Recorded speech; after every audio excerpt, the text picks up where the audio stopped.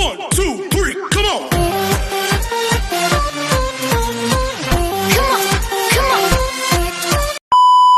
Hello beautiful people! Welcome back to my channel. This is your Mama Sam. Hola mga amigo, amiga, kumare at kumpare. Kamusta kayong lahat? Sana lahat po kayo ay okay at safe ngayong araw na ito. At syempre kung ako naman ang tatanungin nyo, nakikita naman ninyo ang beauty ng Mama Sam ninyo. Fresh overload pa rin, di ba? Ganyan talaga kapag umiinom ka ng maraming vitamin C plus kumakain ka ng maraming banana. Dahil sa banana, mas nakakaloka ang ganda ng mamasam ninyo. Charot! So, kamusta naman kayong lahat? Sana lahat kayo ay okay na okay ngayong araw ng Wednesday. So, happy Wednesday sa atin lahat ng bonggang-bongga. At hindi lang yan, syempre. Gusto ko rin magpasalamat sa walang sawang tumatangkilik dito sa Mama Sam Vlog.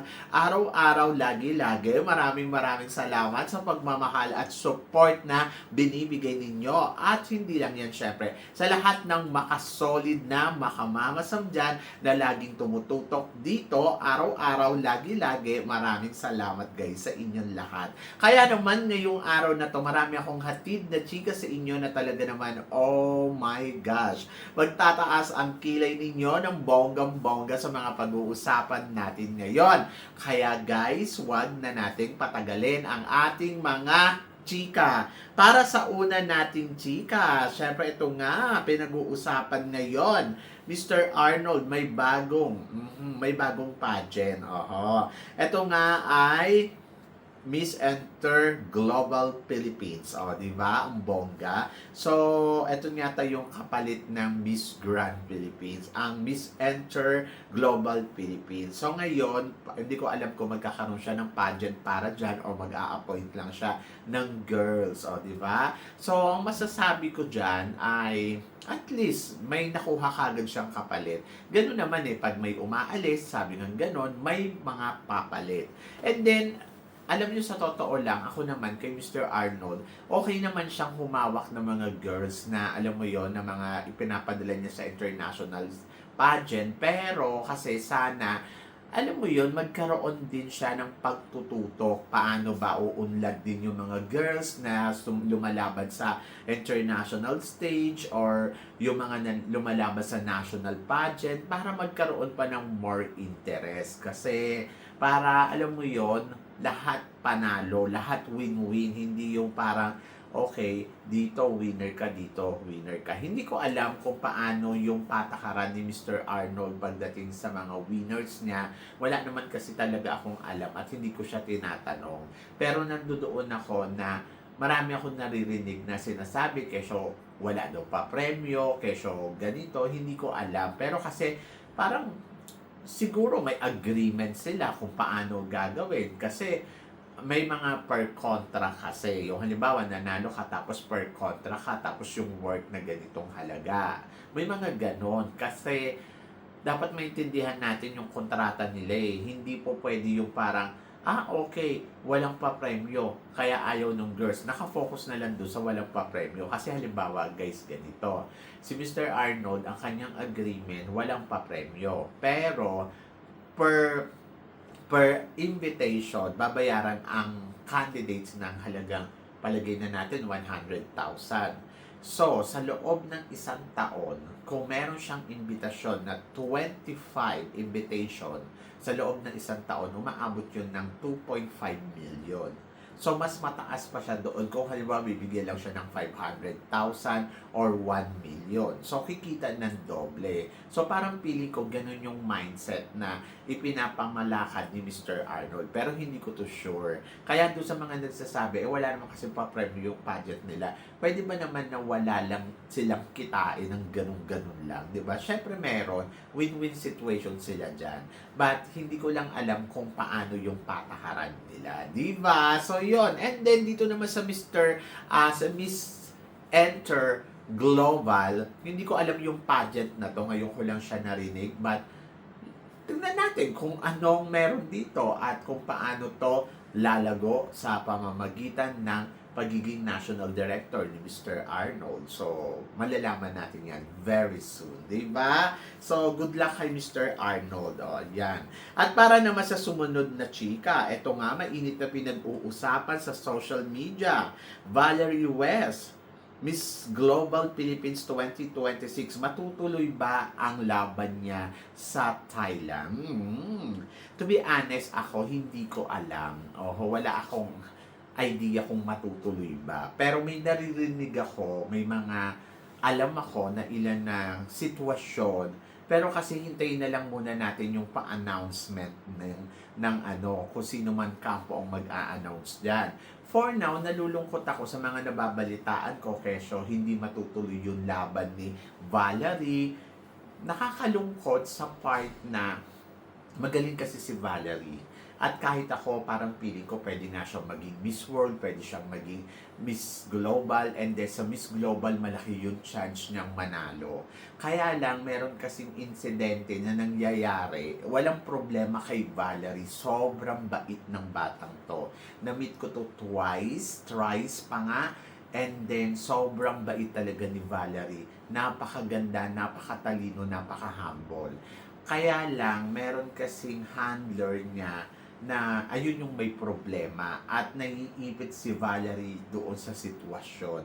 Hindi ko ngayon alam kung si Valerie ba ay tuluyan bang magre-resign kasi kung tutuusin, wala namang kinalaman si Valerie para i-dethrone, di ba? Walang kinalaman. Alam ko na yung istorya na to nung nakaraang buwan pa, April, pumutok na to. Kaya lang hindi nga napag-uusapan. Ngayon, malapit na kasi ang Miss Global, hindi ko alam kung ipupush ba si Valerie na ilaban or mabibigay talaga siya sa ibang tuluyan.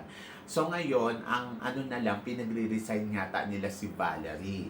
So, hindi ko alam kung matutuloy ba o hindi. Pero yun yung inaabangan ko na maglabas sila ng statement na nag-resign na si Valerie bago sana to mapag-usapan. Kaya lang kasi umiikot na talaga siya sa mundo ng pageantry, yung ingay niya. So, nakakalungkot para sa side ni Valerie kasi syempre, isipin na lang din natin yung mental health ni Valerie na pwedeng maka-apekto to, di ba? So, nakakalungkot. So, sobrang down na down talaga si Valerie ngayon. And I hope na sana maintindihan natin na sana wag na muna natin siyang pagpiestahan ng bonggang-bongga, di ba? So, walang problema kay Valerie. Si Valerie ay napakabuti, napakabait na bata. So, hindi ko lang alam talaga yung kanyang handler kung paano daw mafi-fix yung problema nila. I hope na sana okay ang lahat, di ba? And then doon naman kay Mr. Arnold, syempre naiintindihan ko rin yung side ni Mr. Arnold, kaya dumarating sa ganitong desisyon. But will be everything okay in the future? So, let's see. Malalaman natin sa isang linggo kung etong linggong to, kung si Valerie na ay tuluyan bang lalaban or tuluyan nang mawawala sa eksena. So, yon. So, good luck, di ba? Laban lang para kay Valerie. And then, para naman sa sumunod na chika, eto nga, grabe. Sabi daw ni Jeter, I am proud of where I was born. US. But I am equally proud of my Filipino heritage. Represent the Philippines has been one of the greatest privilege of my life. Okay. Alam nyo kasi sa totoo lang, ang problema kasi sa mga to, masyado silang bilib na bilib kung saan sila galing, kung saan man silang pinagmulan. Like example, ito sa statement ni Jeter, ang sinasabi niya dito, I am proud of where I was born. So proud siya sa pagiging bilang USA citizen niya. So proud siya na pinanganak siya sa Amerika. Tapos bigla kang babanat, but I am equally proud of my Filipino heritage. Kumbaga, sana hindi mo na sinabi na proud kang maging isang US citizen. Sana dinirekta mo na lang na I am equally proud of my Filipino heritage kasi pinasok mo yung pagiging USA mo eh. Yung kumbaga parang gusto ko, USA ako. Pero kasi dahil may dugong Pilipino ako, kaya proud ako doon. Di ba? Parang nakakaloka. Ako sa totoo lang may dugong Amerikano din ako. Pero hindi ko naman ini-include sa sarili ko na proud ako dahil may dugong Amerikano ako. Hindi ko naman siya napapakinabangan eh. So, ako, para sa akin, Pilipino talaga ako. Yung puso ko, yung isip ko, yung pagkatao ko, pinanganak ako sa Pilipinas, Pilipino ako. Kahit pa sabihin mo, hindi ka naman mukhang Pilipino, marami nagsasabi ng ganyan sa akin. Pero, wala akong pakialam. Basta ako, Pilipino ako. Ganon. So, sana ganun na lang kasi nakikinabang din naman sila. Andiyan din naman sila naka-stay sa Pilipinas. Eh di sana hindi na lang sila, kung proud pala sila sa pagiging Mr. USA nila, eh di sana doon na lang sila sa USA lumaban ng mga pageant. Doon sila naghanap ng career nila at hindi na sila nagbaka sakali sa Pilipinas. Ayun kasi yung nakakalungkot. Kaya yung mga tao, hindi mo maiwasan na magalit sa kanila. Kahit yung kay Brandon, ganun din. Yung statement kasi nila, yung may mali. Doon sa sinasabi nila. Yung sinasabi na parang, okay, so naniniwala naman ako na malakas talaga ang laban ng mga Pilipino. Lalo na kung may dugong banyaga. Mas talagang lumalaban ng todo-todo. Pero nandoon pa rin ako sa part na kahit ano pang sabihin mo, may dugong banyaga man to o wala, Pilipino pa din yan. Kumbaga parang i-include mo lahat. Hindi yung dahil ganito, puring-puri ka sa sarili mo. Doon nagkakatalo di ba? So ngayon, ang gulo-gulo dahil sa statement nila. Masyadong komplikado na alam mo yon na hindi nila iniisip kung ano yung sinasabi nila. Basta proud silang amboy sila. Yung mga ganon. Nakakaloka, di ba? So kung wala kasi mga ganyang statement, di walang apoy. Yun lang. Ganon kasimple. Diyos ko, ginawa kasi komplikado kaya magulo. Ewan ko sa inyo. Tapos ang sash na suot-suot ninyo, Mr. Tagig ko. Di ba? Mga tanga nakakaloka. Diyos ko Lord. At eto pa, comeback queen Pauline Abelex and Alexi Brooks para daw sa All Stars. Okay. Si Pauline Abelex, I think pwede pa siyang sumali kasi first runner-up siya kung halimbawa magdi-decide siyang gusto niya sumali sa MGI All-Stars. Pero ang tanong, gusto ba talaga ni Pauline? At MGI kayo ng MGI dyan, di ba? So, na kay Pauline yon. Kung makikita niyo yung naging candidate siya, edi ilabas niyo yung mga ganyang pasabog. Hindi yung parang gawa-gawa kayo ng mga kung ano-anong mga para lang mapag-usapan. Pero ang ending, hindi naman pala sila sasali. So, sa mga gumagawa ng ganito, gusto ko rin malaman ninyo, basahin ninyo yung requirements doon sa MGI All-Stars para may idea kayo. Kung pwede nga ba yun yung i-push yung mga pinupush ninyo. Like example, Alexi Brooks, sabi gano'n for MGI All-Stars. Di ba sinabi nga na hindi ka dapat naging title sa isang beauty pageant. Malinaw yung sinasabi nila na ang requirements nila sa MGI All-Stars, at least hindi ka title holder sa kahit anong pageant. Di ba? So yun, ayun lang yun, ganun kasimple. Ang hindi mahirap intindihin yan. At yan si Alexi ay title holder ng Miss Eco International. So, ibig sabihin, hindi siya pwedeng sumali dyan. Hindi siya qualified kasi reyna na siya. Ang binibigyan lang nilang na chance na maging kandidata dyan sa MGI All-Stars, yung mga hindi pa nananalo sa iba't ibang klase ng pageant. Kaya wag nyo siyang i-push. Huwag niyong ipilit yung gusto ninyo. Nakakaloka kayo. Ganon. Intindihin ninyo kasi maigi yung statement saka yung requirements. Ganon. Nakakawindang for MGI All-Stars daw. Sinabi na nga na hindi pwede yung naging reyna na Tapos bigla sasabihin mo, kawindang.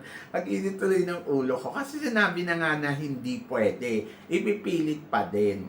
Ayun. At para naman sa sumunod na chika, eto nga, pinag-uusapan. Bakit daw si Bea Milan Windorski naka-receive ng Best Fashion Award in Myanmar?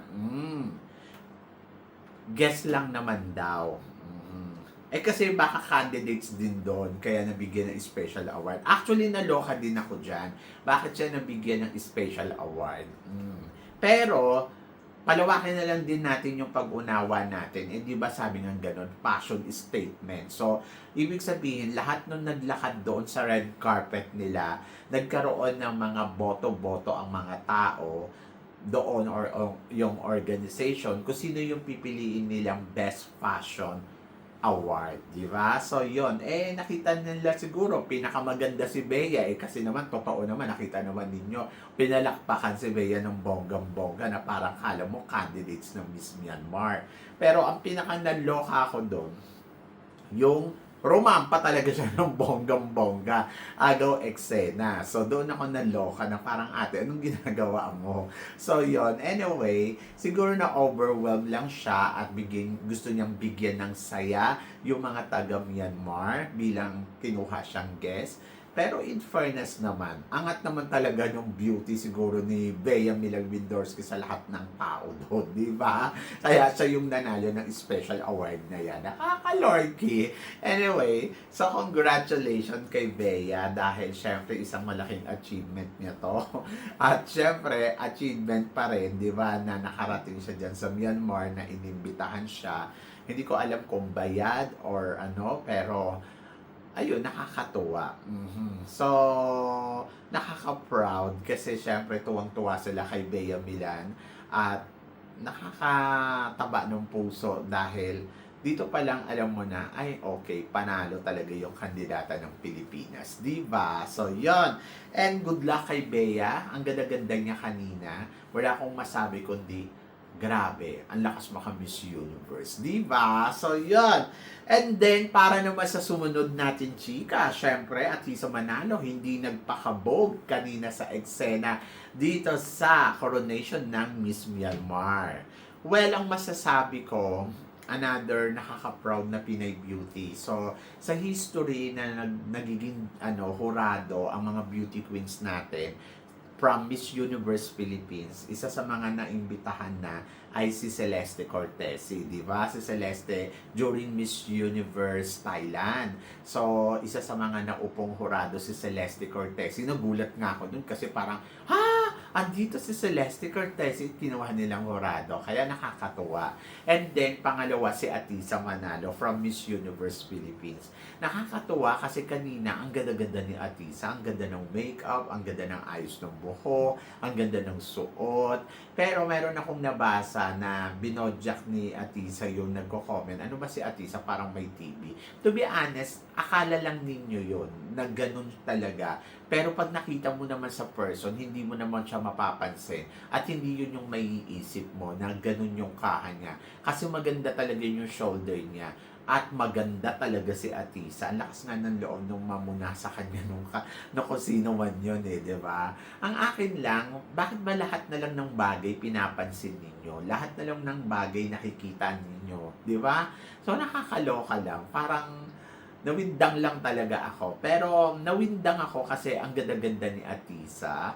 At talaga namang kumabog ng todo-todo yung beauty niya. Sobrang happy ako dahil dalawang beauty queens natin na nandiyan sa Myanmar at namamayagpag sa Miss Universe Myanmar.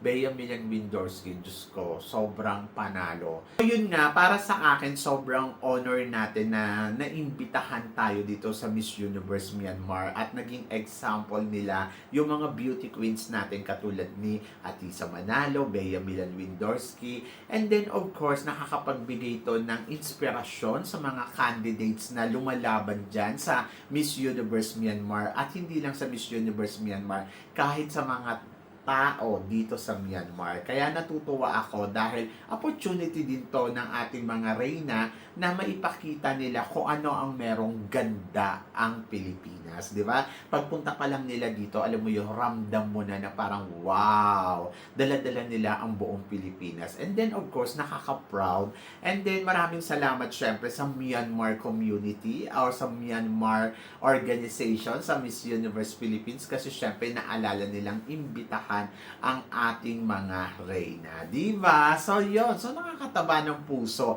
at nakaka-proud talaga na makita mo yung mga beauty queens natin na naiimbitahan ng ganito. So, yun. And congratulations sa kanilang dalawa. Gayon pa lang nararamdaman ko, oh my gosh, si Bea talaga. At imagine ninyo yung salubong sa kanila ng tao. Sobrang tuwang-tuwa talaga sa mga beauty queens natin. Diba? So, dito pa lang nakakataba na ng puso dahil, alam mo yun, may mga kandidata tayong ganito na sobrang ganda, sobrang panalo kapag umariba, sobrang bongga at sobrang winner ng beauty. Di ba? So, yun. So, kayo guys, ano guys ang masasabi ninyo dito sa mga pinag-uusapan natin ngayon? So, please comment below para at least malaman ko naman kung ano naman ang chika mo dito sa mga tinatalakay natin. Syempre, maraming salamat po sa inyong lahat sa love and support na binibigay ninyo syempre dito sa channel ko.